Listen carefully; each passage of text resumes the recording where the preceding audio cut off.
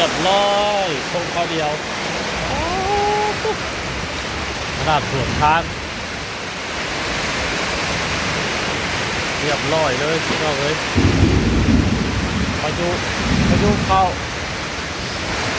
โตกแต่เศร้าหลบกันเลยบาดแล้วกันบาดเข่าไว้วาดดิน้ำสิถ่วมให้หน้าบาดดิเดี๋ยวลงไปเบิ้ลอยู่น้ำออกแกงน้ำมากพี่น้องเอ้ยบาดดิโอ้ยตายบาดดิแล้วครับป่าเพื่อนที่ต้องค่อยพอดีให้เขาออกว่ะบาดดิเดี๋ยวลงไปน้ำเบิ้ลอยู่ให้หน้าบาดดิจักมันสิสูเข้าไปแล้วบ่จักโอ้ยแห้งขาดแห้งแดงพี่น้องติดเข่าหดเพื่อนเอาไปดูโอ้บาดอย่าผมมีแววว่ายุดจริง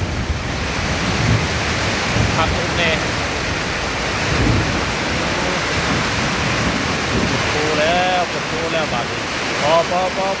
ดูตาเอ้ยพอแล้วปวดว่ะ